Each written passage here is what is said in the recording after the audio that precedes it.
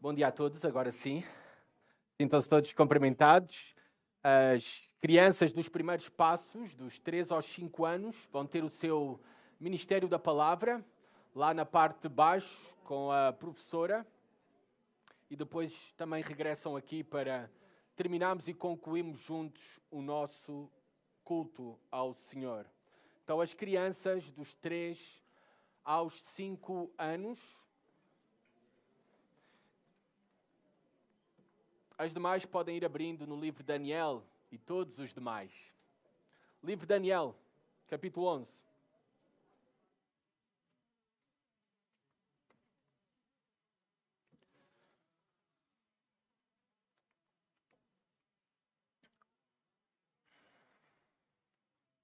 Hoje não há PowerPoint, então prestem atenção. Título do sermão é A Ascensão do Ímpio, mas o seu fim virá. A ascensão do ímpio, mas o seu fim virá. Para quem não sabe, no grupo de WhatsApp da igreja, se tu não estás e desejas estar, fala connosco. Nós colocamos todos os domingos um boletim dominical com motivos de oração, anúncios de atividades, aniversários, e também nesse boletim nós temos ali o título do sermão, nós temos os pontos principais do sermão, nós temos a ideia central do sermão e nós temos perguntas de reflexão e aplicação para poderem usar de maneira devocional, pessoal, e também, se desejarem, e encorajamos em todos os lares, usarem o mesmo ao longo da semana, ou pelo menos nos próximos dias, como culto familiar, como guia para o culto familiar, para lerem as Escrituras, refletirem juntos e terem boas discussões sobre a palavra de Deus ouvida através das perguntas que também fornecemos ali com propósito para o mesmo. Daniel capítulo 11. É comum ouvir, e seguramente todos vocês já ouviram, ou talvez já lamentaram da mesma forma, as coisas estão tão mal. As coisas não podem, este mundo não pode piorar. É mesmo o fim. Bem, eu tenho notícias para ti. Ou, na verdade, a palavra de Deus tem notícias para nós. E a palavra de Deus diz-nos que as coisas ainda vão ficar piores. As coisas ainda vão ficar piores. Daniel recebeu esta mesma revelação, a qual nós temos escrita neste fascinante capítulo 11. Ele recebeu uma revelação escatológica divina sobre os eventos futuros, sobre esta mesma realidade, que as coisas ainda vão ficar piores para o povo de Deus.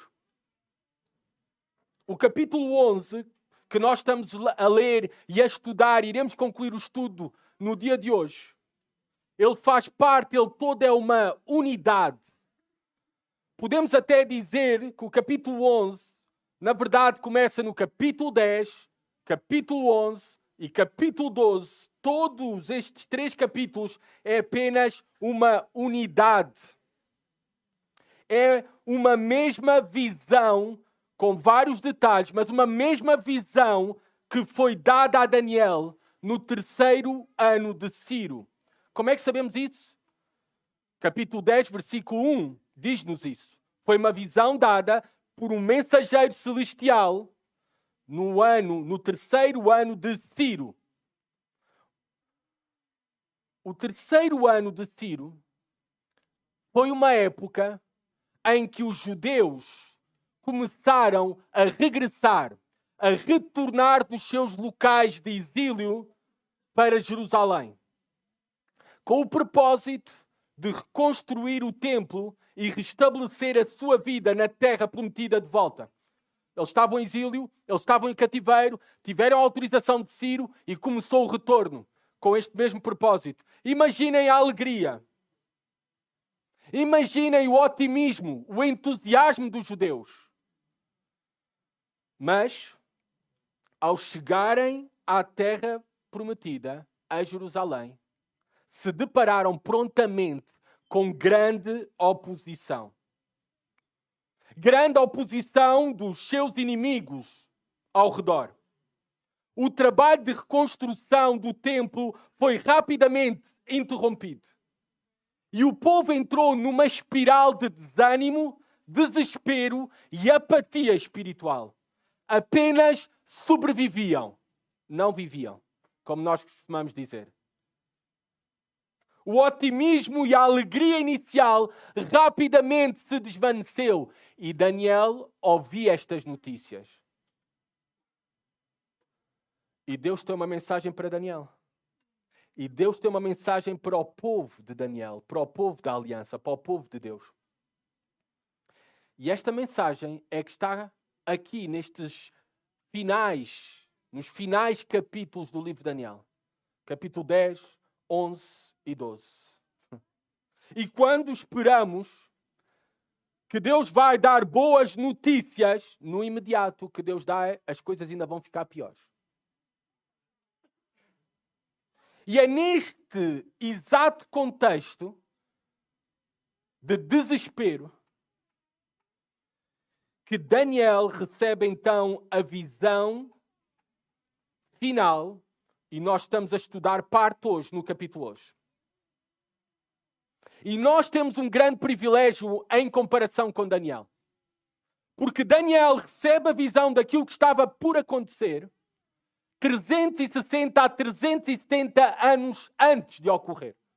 Nós, como estamos num ponto privilegiado da história, nós podemos olhar para trás e ver que as profecias se cumpriram ao mais ínfimo detalhe. Várias delas, muitas delas. Nós começámos a ver isso ao detalhe no último domingo. No capítulo 11, pelo menos 100 profecias. 100 profecias que foram registadas somente em Daniel capítulo 11. Elas já foram cumpridas.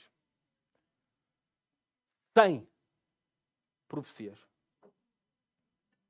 No último domingo vimos muitas. Hoje veremos muitas mais. E ainda vamos olhar para aquelas que sim estão, para nós também, de maneira escatológica, ainda estão por ocorrer no futuro para nós. Algumas ainda ficaram por cumprir. Daniel 11 dá evidência clara, perfeita, sobre a palavra de Deus. E ao conhecermos todos os detalhes, por muitos sombrios que até possam ser no futuro, mas há boas notícias, já vamos chegar lá, nos faz fortalecer a nossa fé num Deus que governa, domina o mais ínfimo detalhe das nossas vidas, da humanidade, dos reis, dos reinos, do seu povo e daqueles que não são seu povo. E isso fortalece a nossa fé na palavra de Deus. Ela é perfeita. Ela não falha. E se a palavra de Deus não falha, é porque o nosso Deus é perfeito. E Ele não falha e não falhará. E tudo aquilo que já foi cumprido, que nós agora olhamos de uma maneira privilegiada na história para trás, todas essas profecias, aquelas que ainda faltam por cumprir, nós também podemos ter a certeza que Deus vai cumprir ao mais ínfimo detalhe cada uma delas. E literalmente, tal como cumpriu todas as anteriores. Vamos ler então mais profecias. Para Daniel, tudo estava no futuro. Para nós, só apenas uma parte está no futuro. O resto, nós já conhecemos o cumprimento. Mas vamos ler capítulo 11, versículo 21 até ao versículo 45.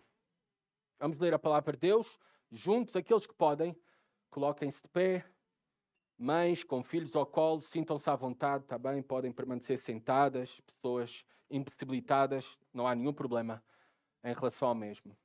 Mas Daniel, avós também, não só mães, avós. Daniel 11, versículo 21 a 45, diz a palavra de Deus. Depois, este será sucedido por um homem vil, o qual não recebeu a honra real, mas virá em tempos calmos, seguros, e tomará o reino com engano. E o exército arrasador será varrido diante dele, e este será destruído juntamente com o príncipe do pacto, o príncipe da aliança. Depois que a aliança for feita, ele agirá de modo enganoso e conquistará o poder com pouca gente. Virá também sobre os lugares mais férteis da província em tempos seguros e fará o que os seus pais nunca fizeram, nem os pais de seus pais.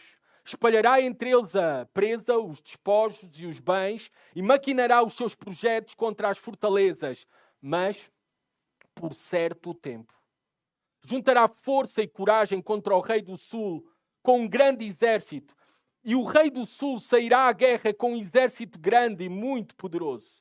Mas não resistirá, pois maquinarão planos contra ele. Até mesmo os que se alimentarem da sua comida o destruirão. E o seu exército será varrido por uma invasão e muitos serão mortos na guerra. Também estes dois reis terão o coração voltado para o mal e falarão mentira assentados à mesma mesa. Mas a mentira não prosperará, porque ainda virá o fim no tempo determinado. Então ele voltará para a sua casa ou para a sua terra com muitos bens, mas se rebelará contra a santa aliança e fará o que bem entender e voltará para a sua terra. No tempo determinado. Invadirá outra vez o sul, mas desta vez não terá sucesso como na primeira, porque virão navios de Quitim contra ele, que lhe causarão tristeza. Por isso voltará e se indignará contra a santa aliança e fará o que bem entender. Voltará e atenderá aos que tiverem abandonado a santa aliança. Haverá forças ao lado dele que profanarão o santuário, isto é, a fortaleza, e tirarão o holocausto contínuo, estabelecendo a abominação assoladora. Ele perverterá com engano os que tiverem violado a aliança. Mas o povo que conhece o seu Deus se tornará forte e mostrará resistência. Os sábios do povo ensinarão a muitos, porém serão feridos pela espada e pelo fogo, pelo cativeiro e pelo despojo de muitos dias. Mas, quando forem feridos, serão ajudados com pequeno socorro, porém muitos se juntarão a eles com engano. Alguns dos sábios cairão para serem refinados, purificados e embranquecidos até o fim do tempo, pois isso ainda será para o tempo determinado. O rei fará conforme bem entender. Ele se exaltará e se engrandecerá sobre todo o Deus e dirá coisas terríveis contra o Deus dos deuses e será próspero até que se cumpra a indignação, pois aquilo que está determinado será feito. Ele não terá respeito pelos deuses de seus pais, nem pelo Deus amado das mulheres, nem a qualquer outro Deus, pois se engrandecerá acima de tudo. Mas em seu lugar honrará ao Deus das fortalezas e honrará com ouro e com prata, com pedras preciosas e com coisas agradáveis a um Deus a quem os seus pais não conheceram. Ele atacará fortalezas seguras com o auxílio de um Deus estranho. Multiplicará a glória aos que o reconhecerem e os fará reinar sobre muitos e lhes repartirá a terra por um alto preço. No fim do tempo, o rei do sul lutará com ele e o rei do norte virá como turbilhão contra ele, com carros e cavaleiros e com muitos navios, invadirá nações arrasando tudo por onde passar, invadirá a terra gloriosa e dezenas de milhares cairão, mas estes escaparão da sua mão, Edom e Moabe e os principais dos amonitas. Ele estenderá o seu poder sobre muitas nações e a terra do Egito não escapará. Ele se apossará dos tesouros de ouro e de prata e de todas as coisas preciosas do Egito. Os líbios e os etíopes o seguirão. Mas os rumores do Oriente e do Norte o assustarão. E ele sairá com grande furor para destruir e aniquilar a muitos. Ele armará as tendas do seu palácio entre o mar grande e glorioso e o glorioso Monte Santo. Apesar de tudo isso, o seu fim virá e ninguém o socorrerá.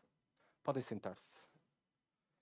Primeiramente e rapidamente, E vamos tentar o mais breve possível ver a primeira parte, porque eu creio aqui que fala de duas personagens históricas distintas. Primeiramente, o versículo 21 até o versículo 35 está a falar da ascensão de um homem desprezível, de um homem vil. Está a falar da ascensão do ímpio sírio, Antíoco Epifânio. É um homem, uma personagem histórica que já existiu, que já conhecemos no 2º século antes de Cristo.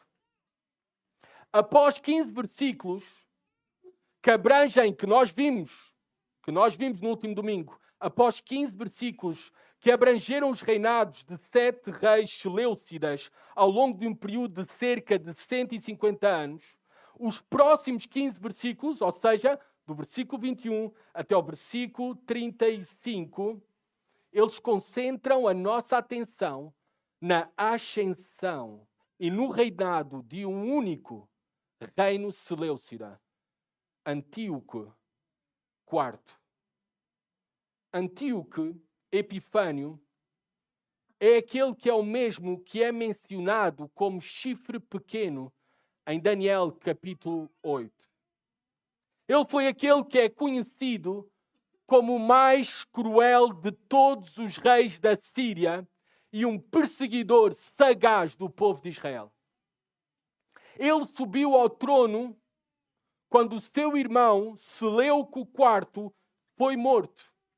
E o filho de Seleuco, que tinha direito ao trono, ou seja, Demétrio I, se encontrava nesse tempo, quando o seu pai morreu, em Roma. E Antíoco aproveitou para assumir o poder de uma maneira astuta, através do engano. Esta personagem histórica que está a ser profetizada aqui, nós podemos identificar claramente através de fontes fora da Bíblia, fora do cânon, fontes históricas. Epifânio não era o seu último nome, era um título que ele chamou para si mesmo. O significado deste título, Epifânio, pode ser traduzido como ilustre, glorioso, ou como nós sabemos quando usamos epifania, manifesto, algo que se manifesta, algo que aparece de forma evidente. Isto já nos diz algo sobre o caráter deste homem. Era soberbo, era arrogante. Ele próprio atribuiu a si o evidente entre os homens, o glorioso, o ilustre. O povo judeu, em tom de zombaria, e porque sofreu muito nas mãos de Epifânio, sofreu muito por causa da arrogância e da crueldade deste homem, o povo judeu fez um trocadilho com o nome, com o título Epifânio. E não lhe chamavam Epifânio, mas Epímanes, que significa louco. Louco. E realmente ele era lunático. E a Bíblia o descreve com estes detalhes. Era um louco para a prática do mal. Reparem o versículo 21. O descreve como um homem vil. Também pode ser traduzido por um homem desprezível. Por causa do seu caráter. Era um ímpio. E a sua impiedade e maldade era muito grande. Reparem que também diz que ele não recebeu a honra real. O versículo 21 diz, o qual não recebeu a honra real. Porquê? Porque ele não tinha direito ao trono.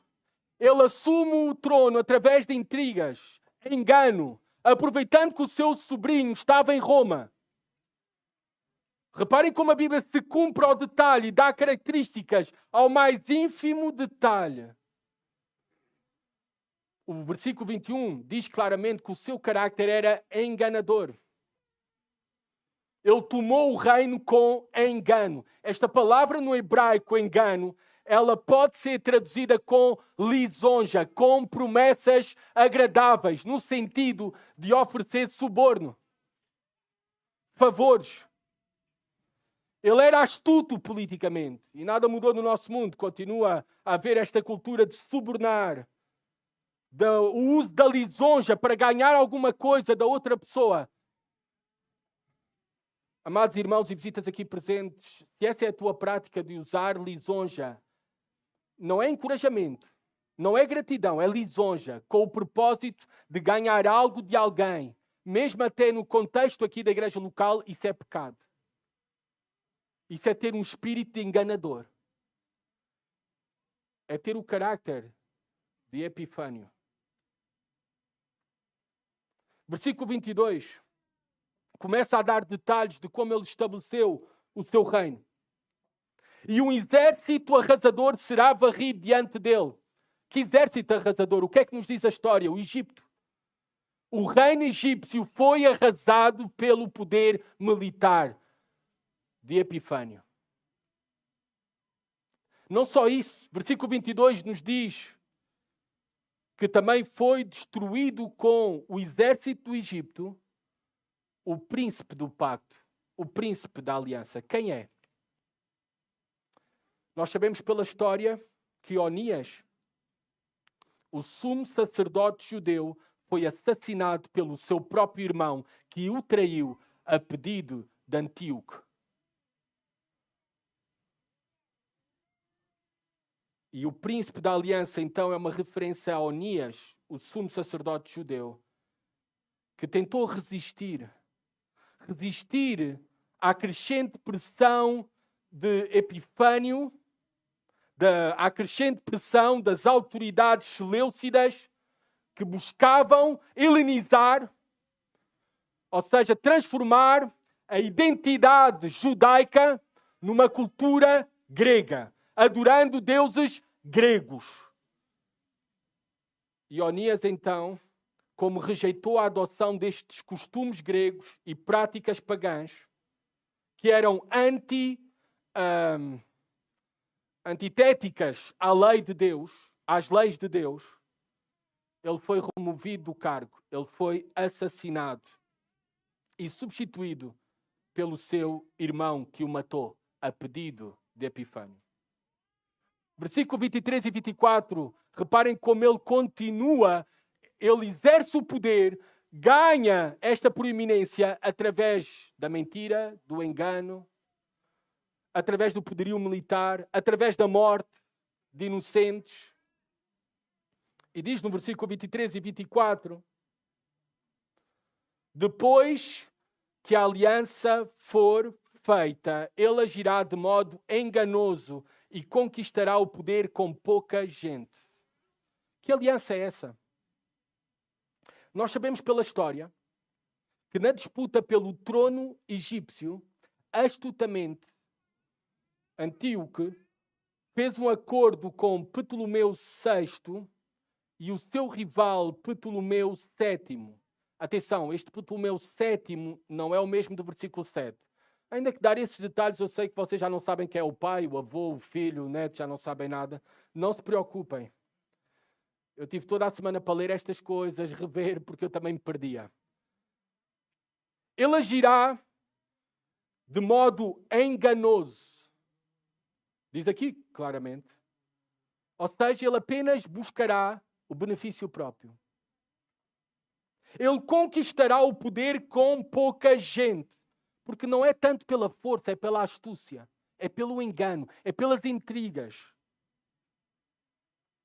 Quando ele, por exemplo, saqueava e conquistava uma província, ele usava os despojos e os bens para aumentar o seu poder e a sua influência. Ele começou com um apoio limitado ao início, mas gradualmente cresceu em poder, fez alianças estratégicas, subornando, e manteve essas alianças estratégicas apenas enquanto lhe convinha. Ele conquistou Mênfis, Egito e tudo o que havia até Alexandria, com astúcia, grande astúcia política e militar. Versículo 24. Reparem as características desse seu reinado. Virá também sobre os lugares mais férteis, espalhará entre eles a presa, os despojos e os bens. Então ele, para obter poder, ele comprava as pessoas. Ele ofereceu extravagantes presentes provenientes dos espólios da guerra. Ele, repara, diz aqui, maquinará os seus projetos contra as fortalezas. Ou seja, ele armou todo um esquema de abuso do poder, corrupção, para conquistar o Egito. Mas o versículo 24 diz o seguinte: mas tudo isso será por certo tempo. O seu poder não irá prevalecer. O seu poder não irá durar para sempre. E o tempo do mesmo está determinado por Deus, porque Deus é o Senhor do espaço, do tempo, de todos os homens, de todos os reinos. Todos os detalhes que conhecemos sobre Epifânio é porque Deus soberanamente usou cada um desses detalhes, a sua vida, o seu reino, o seu mal, para cumprir os seus propósitos, de uma maneira conforme nós vimos no último domingo, em que Deus não é culpado pelo mal moral. Deus não é culpado pelo pecado. Deus não peca. Deus nem pode pecar. Mas Deus soberanamente é o Senhor da história. É por isso que Ele pode dizer isto centenas de anos antes de ocorrer, desta personagem surgir, e dizer que tudo isto que irá fazer, ao mais ínfimo detalhe, será por certo tempo. Deus não se surpreende por nada. Cada detalhe da nossa história, da história da humanidade, da nossa vida, da nossa igreja, é governada pelo Altíssimo. Só há um Altíssimo, é Deus. Esta é uma grande lição no livro de Daniel e no capítulo 11. Por isso nós não temos que temer o que está a acontecer neste mundo. Zero. Porque nós sabemos que tudo o que está a ocorrer foi determinado por Deus e Deus tem o controle absoluto do mais ínfimo detalhe. Até o mal, Deus tem o poder para usar para bons propósitos e o faz. E o faz conforme vamos ver isto revelado no capítulo 11. Versículo 25 a 26. Reparem, diz que juntará força e coragem contra o rei do sul com um grande exército. Ou seja, ele terá uma campanha, a sua primeira campanha contra o Egito. E, na verdade, a sua primeira campanha foi um grande sucesso. O jovem rei do sul tinha apenas 16 anos e não conseguiu resistir a Epifânio. E não conseguiu resistir Ptolomeu VI, o nome dele, o título dele, não conseguiu resistir porque foi traído pelos seus próprios súbitos. Reparem o que diz o versículo 26, diz isto ao mais ínfimo detalhe. Até mesmo os que se alimentarem da sua comida o destruirão. Destruirão a quem? A Ptolomeu VI, ao rei do sul, que tinha apenas 16 anos, os seus amigos, entre aspas, que comiam com ele, que ele dava de comer à mesa como rei, os seus conselheiros, os seus mais próximos, o traíram. O aconselharam a ir contra Epifânio, sabendo que seria a derrota certa. E a Bíblia sabia tudo isto ao mais ínfimo detalhe. Deus, a Bíblia nos revela, porque é a palavra de Deus, o Deus da palavra, transmite isso no mais ínfimo detalhe para nós. Versículo 27. Também estes dois reis quem? Antíoco e também Ptolomeu VI. Estes dois reis terão um coração voltado para o mal e falarão mentira assentados à mesma mesa. Mas a mentira não prosperará, porque ainda virá o fim no tempo determinado. No ano 170 antes de Cristo, antes de Epifânio invadir Alexandria, foi marcada uma reunião entre ele e o seu sobrinho, Ptolomeu VI. E aqui está detalhado esta reunião no versículo 27. Ela foi realizada no acampamento de Epifânio, onde estes dois reis, com o coração inclinado para o mal, falarão mentira, assentados à mesma mesa. Eles estão a mentir um ao outro, é o que nos diz o texto. E foi isso mesmo que aconteceu. Eles chegaram a uma espécie de acordo entre os dois, embora os detalhes exatos nós não conhecemos. Mas parece que Epifânio se apresentou de maneira enganosa como protetor do jovem Ptolomeu VI, pelo que todo o Egito seria subjugado a Epifânio para que ele o guardasse para Ptolomeu. Foi isso que Epifânio diz. Ei, deixa eu governar o Egito, tu és muito jovem, eu vou cuidar de ti, eu vou guardar para ti. Claro que estava a mentir. É o que diz o versículo 27. Mas não era o único que estava a mentir naquele almoço ou jantar. Ptolomeu VI também estava a mentir ao seu tio. Porque, de maneira também traiçoeira, os dois egípcios, Ptolomeu VI e o seu rival, Ptolomeu VII, concordaram pelas costas de Epifânio num reinado conjunto contra Epifânio, o qual frustrou muito Epifânio. E no versículo 27, reparem novamente uma expressão muito importante no capítulo 11 e no livro de Daniel, porque ainda virá o fim no tempo determinado.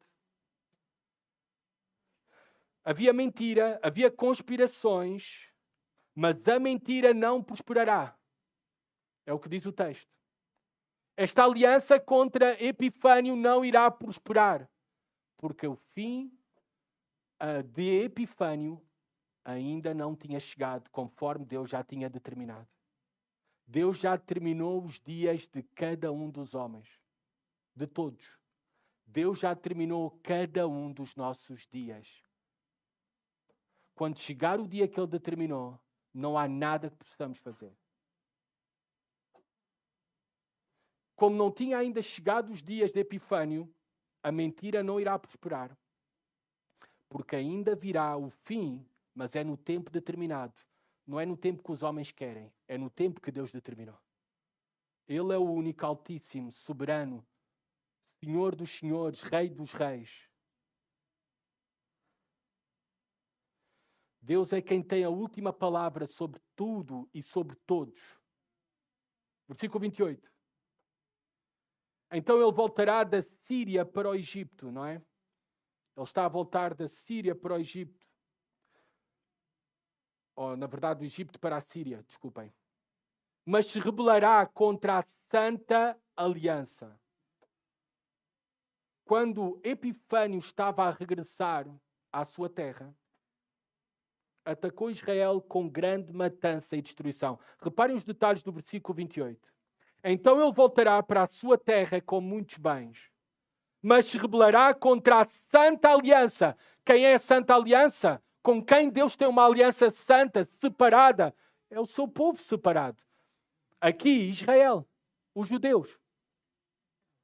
Mas se rebelará contra a Santa Aliança e fará o que bem entender e voltará para a sua terra. Ele fez uma grande matança, talvez frustrado com alguma coisa, nós não sabemos os detalhes. O que é certo é que ele provocou uma grande destruição em Jerusalém. Ele vendeu, prendeu milhares e matou. Há fontes fora das Escrituras que nos diz que ele matou cerca de 80.000 homens, mulheres e crianças. Versículo 29. Outra vez a expressão. No tempo determinado. Invadirá outra vez o sul, mas desta vez não terá sucesso como na primeira. Reparem, a Bíblia, no mais ínfimo detalhe, agora fala de uma segunda campanha de Epifânio para atacar o Egito. Porque os dois irmãos, Ptolomeus, ou ptolomaicos, talvez esse é o termo correto, eles estavam reconciliados, já não eram mais rivais, e estabeleceram um governo conjunto. E Epifânio interpretou isso como uma violação do acordo que tinha com Ptolomeu VI. E, portanto, rapidamente organizou uma nova invasão ao Egito na primavera do ano 168 a.C. Mas desta vez com resultados desastrosos. Versículo 30, o que é que diz? Porque virão navios de Quitim contra ele, que lhe causarão tristeza. O problema para Epifânio foi estes navios de Quitim. E quem eram os navios de Quitim? Quitim, embora muitas vezes significasse especificamente Chipre, nós temos na literatura judaica muitas vezes esta expressão Quitim como uma designação para as costas mediterrâneas em geral e às vezes também usada esta expressão para Roma especificamente.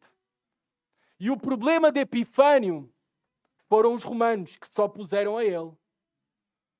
Roma, o cônsulo romano, que conforme está aqui descrito, então no versículo 30, os navios romanos, o exército romano, o cônsul romano Gaius, sabemos isso pela história, confrontou rapidamente Epifânio, entregando-lhe uma carta do Senado romano, ordenando que não lutasse contra o Egito.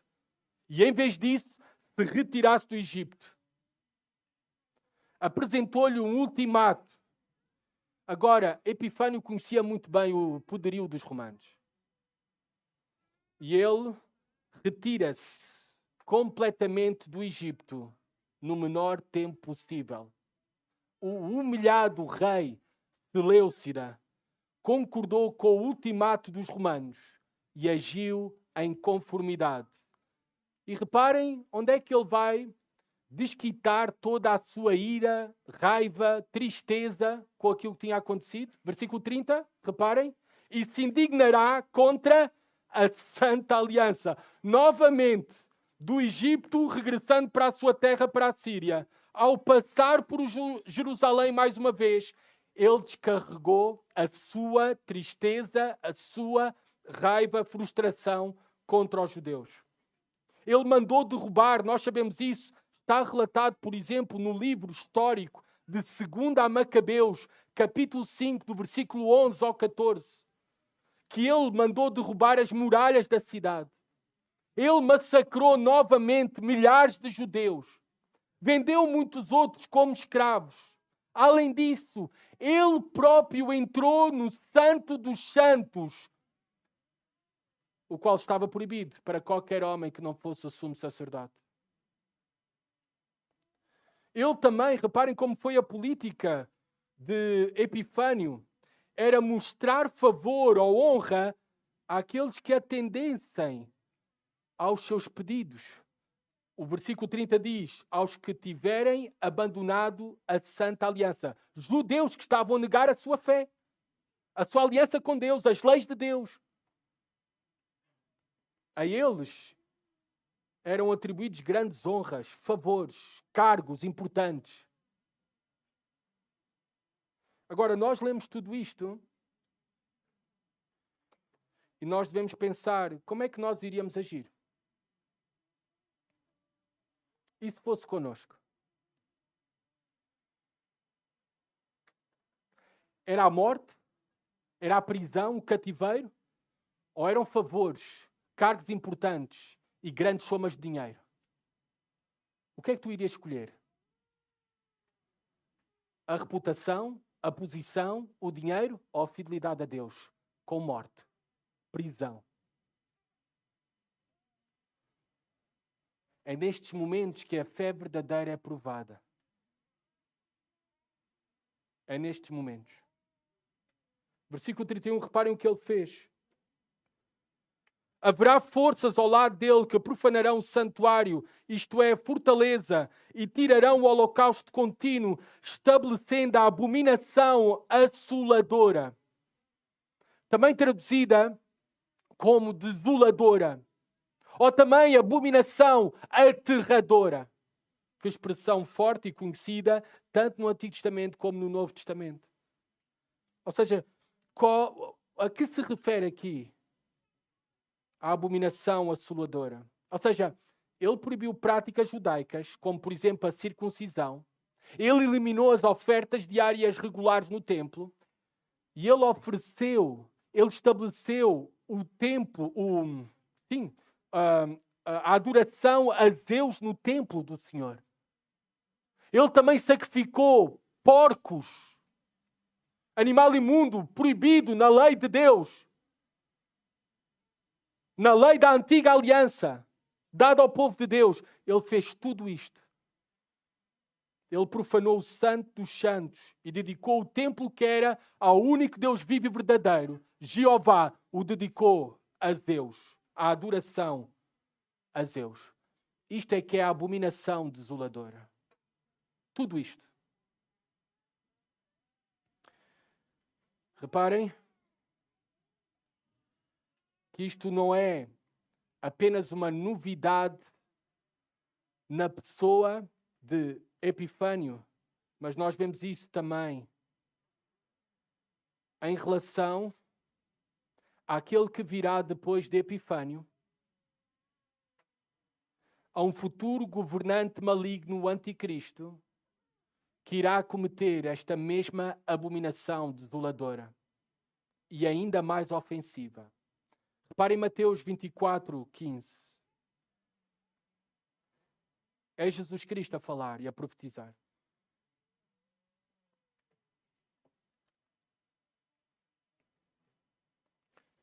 Jesus Cristo está a falar aqui de tempos futuros. Está a falar de um período único e singular na história terrível da humanidade, que ainda está por acontecer. E versículo 15.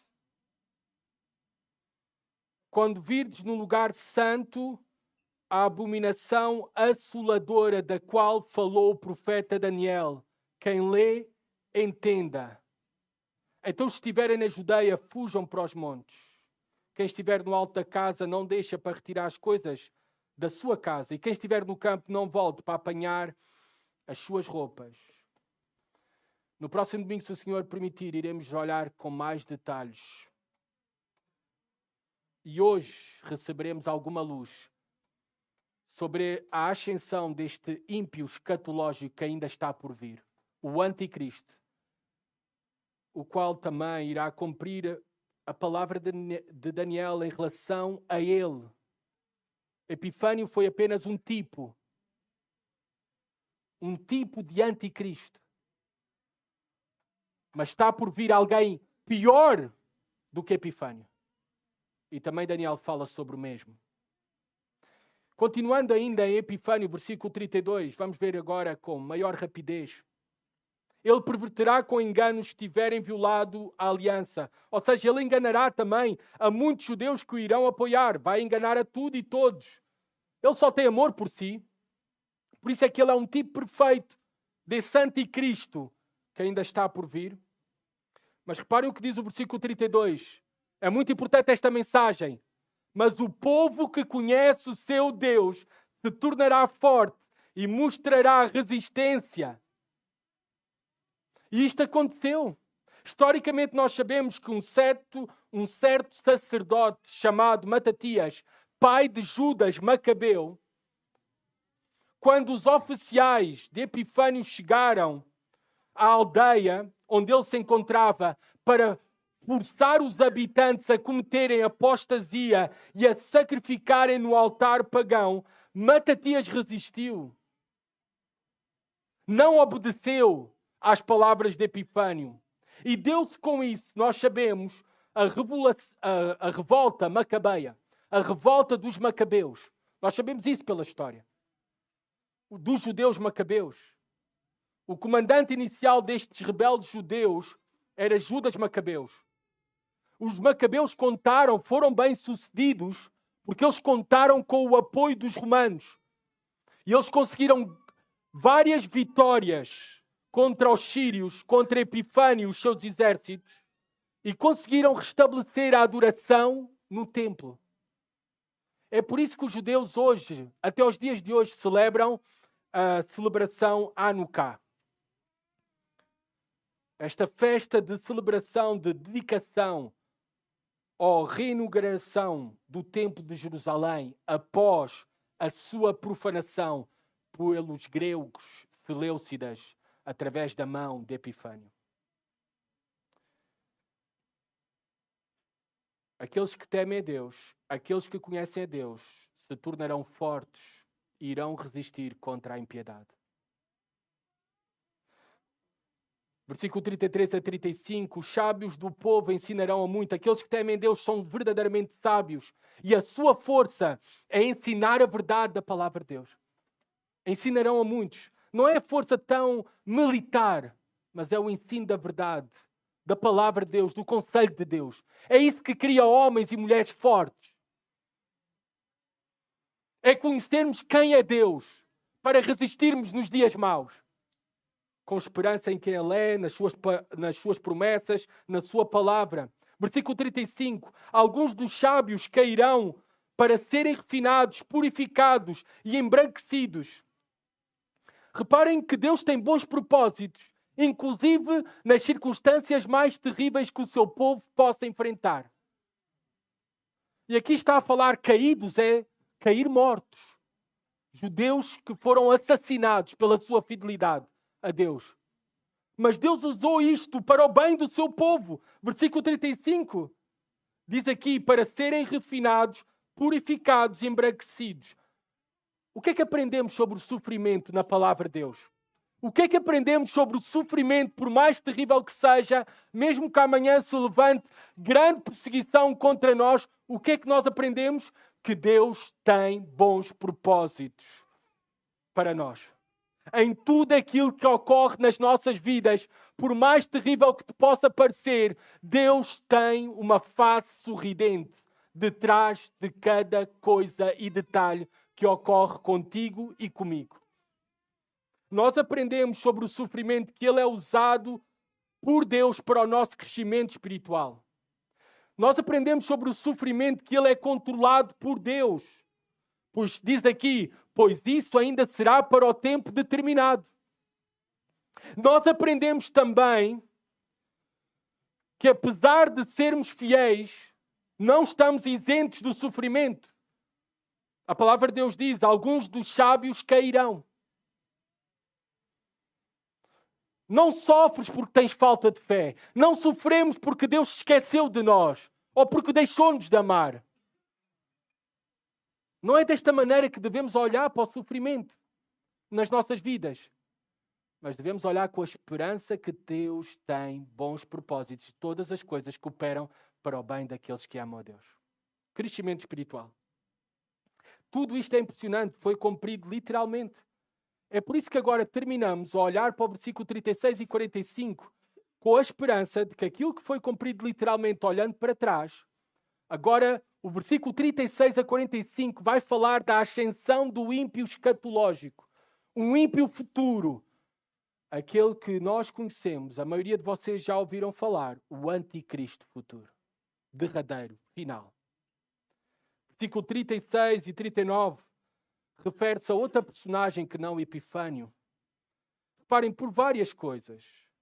Primeiro apresenta aqui algo que nunca tratou desta maneira nenhum rei do sul, nem nenhum rei do norte. O rei. O rei. Com esta distinção. Versículo 1 do capítulo 12. Reparem como começa o capítulo 12. Que vai falar do tempo do fim de todas as coisas. E reparem como é que começa o capítulo 12. Naquele tempo, que tempo? Naquele tempo que nós agora vamos olhar, do versículo 36 a 45. Está a apontar para este tempo. E está a ligá-lo com o fim de todas as coisas. Então está a falar do anticristo derradeiro, não é de Epifânio. De maneira escatológica. Esses são, na profecia, na literatura apocalíptica, há múltiplos horizontes, imediatos e futuros. E agora olhamos para o futuro. através dessa leitura cuidadosa, nós podemos interpretar esta porção das Escrituras como uma profecia sobre o anticristo. A maioria dos estudiosos, sejam amilenistas, sejam pré-milenistas, interpretam este rei sendo o anticristo, pela descrição que aponta claramente para uma versão maior e mais definitiva de alguém semelhante a Epifânio. É certo que Epifânio é um tipo de anticristo, assim como o seu altar abominável, a abominação assoladora, e que pronunciava também uma futura profanação do templo, conforme já lemos em Mateus 24:15. Mas agora estamos a olhar para o futuro, para outra personagem.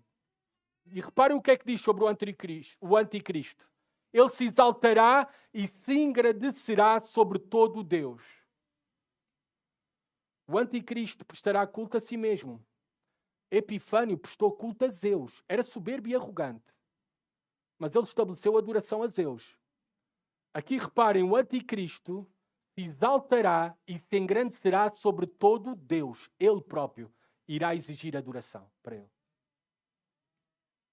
Ele será próspero. Vocês podem dizer isso de Epifânio? Ele fracassou. A segunda invasão do Egito, ele fracassou. O anticristo será grandemente bem-sucedido. Dirá coisas terríveis contra o Deus dos deuses. Ele será um blasfemador. Apocalipse 13, não tem que abrir. Versículos 5 e 6 diz: foi-lhe dada uma boca para proferir palavras arrogantes e blasfémias. E foi-lhe dada a autoridade para agir por 42 meses. E abriu a boca em blasfémias contra Deus para blasfemar do seu nome e do seu tabernáculo. Isto é, dos que habitam no céu. Mas reparem, versículo 36, até esta nova personagem terrível que será bem-sucedida na sua perversidade. O que é que diz versículo 36? Pois aquilo que está determinado será feito. Quem é que determinou tudo isto? Deus. Versículo 37. Não terá respeito pelos deuses dos seus pais. Alguns aqui dizem que ele era judeu. Por isso é que diz não terá respeito pelos deuses dos seus pais. Eu não creio que dá para interpretar que ele era gentil ou judeu.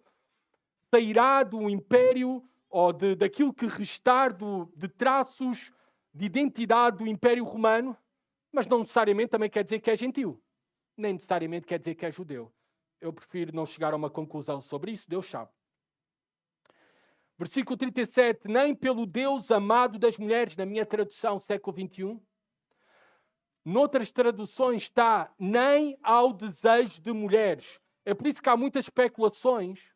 Há quem diga que o anticristo ele será celibatário ou então homossexual. Eu não creio que é o contexto aqui, podemos chegar a esta conclusão. Quando fala nem ao desejo de mulheres, ou nem pelo Deus amado das mulheres, atenção, na minha tradução, o tradutor já está a fazer uma interpretação. O que eu creio, sim, pelo contexto, porque reparem como continua o versículo 37, nem por qualquer Deus, porque sobretudo se engrandecerá. Ou seja, o contexto aqui é de idolatria, unicamente. Ele se exaltará tanto na sua arrogância que não permitirá que nenhum outro Deus seja adorado na terra, além dele próprio. E talvez esta menção a mulheres, o que é que as grandes mulheres judias ansiavam e desejavam? Serem as mães do Messias. Nem ao desejado das mulheres. E eu creio que é mais nesse contexto, ele não vai aceitar rival nenhum. Ele vai exigir adoração só para si. Versículo 38. Em lugar de Deus, o anticristo irá honrar um Deus de fortalezas, diz aqui. Ou seja, ele vai confiar na força militar, no seu próprio braço. Versículo 39 diz que ele terá grande sucesso. Porquê? Diz o versículo 39. Porque ele contará com o auxílio de um Deus estranho. As suas vitórias serão milagrosas. Sobrenaturais. Quem é esse Deus estranho? Olha, reparem, vou ler para vocês Apocalipse 13, 4. Quem é esse Deus estranho que estará a ajudar o anticristo a ter sucesso? Diz assim a palavra de Deus: e todos adorarão o dragão, pois concedeu a sua autoridade à besta. A besta é o anticristo. E adoraram a besta, dizendo: quem é semelhante à besta? Quem poderá lutar contra ela? O próprio Satanás irá incitar e realizar grandes sinais através do anticristo para ele receber adoração. Terá o auxílio de um Deus estranho. E termina, versículo 40 a 45. Agora vamos olhar para o fim inevitável do ímpio e da impiedade. O seu fim virá. Não importa o quão perverso seja, o quão poderoso seja, não importa se é judeu, gentil, persa, grego, romano, o seu fim virá. Reparem, versículo 40, no fim do tempo. No fim do tempo. Ele vai sofrer pressão militar do sul e do norte. Irá conseguir repelir os exércitos tanto do sul e do norte, coligações militares que haverá naquele tempo futuro, no final da grande tribulação. Versículo 41.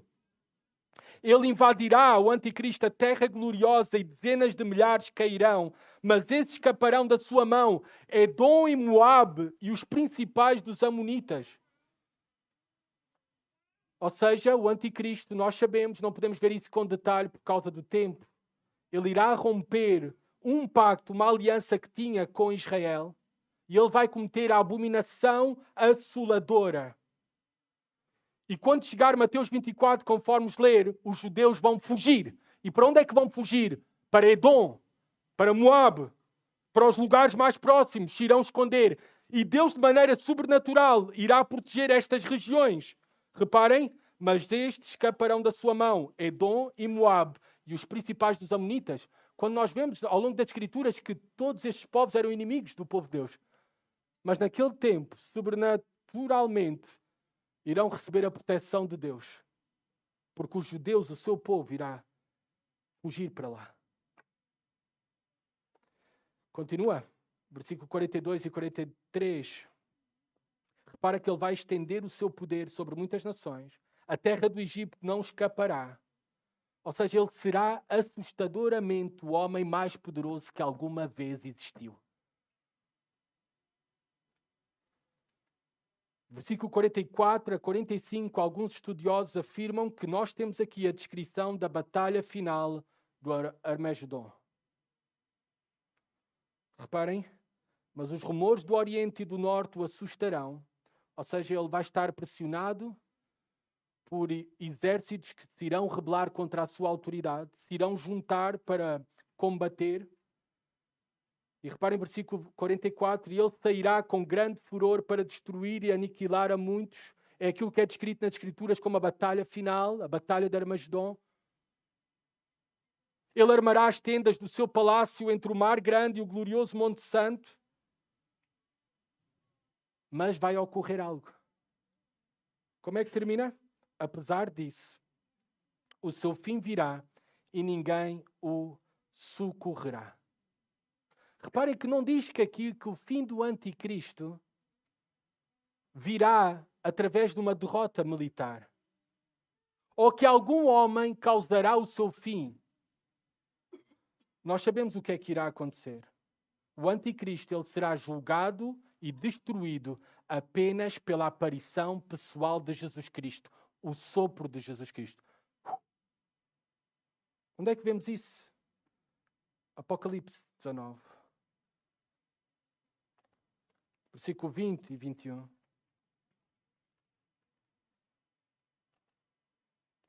Mas a besta, o anticristo, foi presa, e com ele o falso profeta, que realizou diante dela os sinais com que enganou os que receberam o sinal da besta, e os que adoraram a sua imagem. Estes dois foram julgados vivos no lago de fogo que arde com enxofre. Os demais foram mortos pela espada que saía da boca daquele que estava montado no cavalo, Jesus Cristo. E todas as aves se fartaram da carne deles. Apenas com a sua palavra, com o seu sopro, o anticristo será destruído para todo sempre. O ímpio por mais terrível e poderoso que seja ao se apresente, ao final de todas as coisas, ele não vai prevalecer diante de Jesus Cristo. E nós terminamos o capítulo 11 com uma grande esperança. Sim, as coisas vão ficar piores. É isso que nos adverte as Escrituras. Mas o fim de todas as coisas, não podemos esquecer. Chegará o tempo em que o nosso Senhor Jesus Cristo, Ele virá e assumirá o governo do seu reino. E cumprirá aquilo que já estudámos no capítulo 7 de Daniel. O Senhor será rei sobre toda a terra. Vocês têm acompanhado as notícias dos cristãos na Nigéria? Estima-se que entre 1 de janeiro deste ano e 10 de agosto, pelo menos 7.087 cristãos foram mortos e 7.800 cristãos foram sequestrados.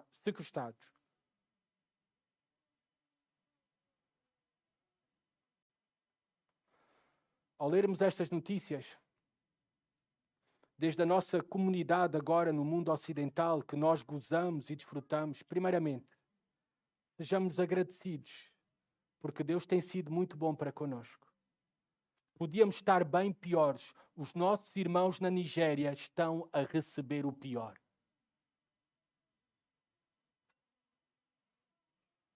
Também não tínhamos uma utopia sobre a vida aqui nesta realidade. As coisas não vão ficar melhores. Nós iremos sofrer. Os fiéis irão sofrer. A ascensão dos ímpios, da maldade, da impiedade, é uma constante ao longo de toda a história da humanidade e irá culminar com a ascensão do derradeiro e terrível ímpio, o filho da perdição, o homem de pecado, o anticristo. Como é que nós enfrentamos este tempo? Como é que nós enfrentamos estes dias maus? Como é que os cristãos da Nigéria podem ser fortalecidos na sua fé? É através de ler Daniel capítulo 11. A palavra de Deus. Porque o que diz o versículo 32, nós já lemos, mas o povo que conhece o seu Deus se tornará forte e mostrará resistência. Irá perseverar até ao fim. Perseverar até ao fim. Porquê? Porque nós conhecemos quem é o nosso Deus. Nós sabemos em quem temos crido. É por isso que olhamos para o futuro com esperança. Sim, a impiedade parece crescer. Os ímpios parecem prevalecer neste mundo. Mas nós sabemos o fim e temos a certeza que o destino de todos os ímpios, assim como foi ao longo da história com Epifânio, assim como será no futuro com o Anticristo, será destruição. O fim da impiedade chegará ao fim.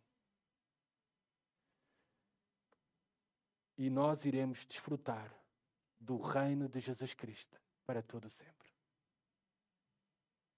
O seu fim virá e ninguém o socorrerá. Mas para alguém que nos visita aqui, eu quero que pensem muito seriamente no seguinte. Quando chega o teu fim, porque os teus dias estão determinados, os meus também, mas quando chega o teu fim, tu que não temes a Deus, tu continuas rebelde contra Deus, tu continuas a rejeitar a Jesus Cristo como teu Senhor e Salvador, tu continuas na hipocrisia, na arrogância, na autossuficiência, vivendo para ti mesmo, sendo o teu próprio Deus. Naquele dia estarás diante de Jesus Cristo. E está destinado aos homens morrer uma só vez, vindo depois disso o juízo. Não temes tu esse dia?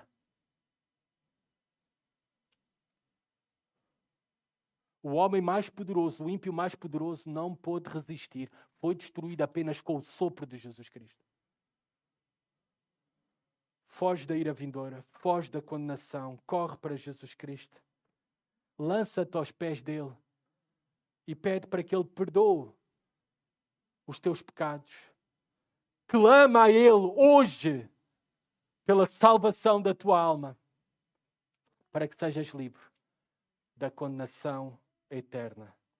Porque os arrogantes, os soberbos, aqueles que rejeitarem a Deus e viver para Deus, eles serão destruídos para todo sempre. Senhor, obrigado pela tua palavra. Ela fortalece a nossa fé em dias maus, no meio de uma geração corrompida e perversa. Também através do sofrimento, Senhor, e de tudo aquilo que nós temos que enfrentar no presente e iremos enfrentar no futuro. Nós olhamos com grande esperança. Nós sabemos que Tu estás no mais ínfimo detalhe das nossas vidas, da história da humanidade, do futuro, e tudo irá culminar com a vinda de Jesus Cristo e o Seu reino para todo sempre. Nós confiamos em Ti, nós somos fortalecidos pela Tua palavra, somos gratos pela mesma, Senhor. E eu agora Te rogo por cada um dos corações aqui presentes, Pai, que todos tenham esta mesma confiança. Que todos, humildemente, Te estejam buscando. Voltem-se para Ti. Para que assim, Senhor, sejam salvos do julgamento futuro. No nome de Jesus. Amém.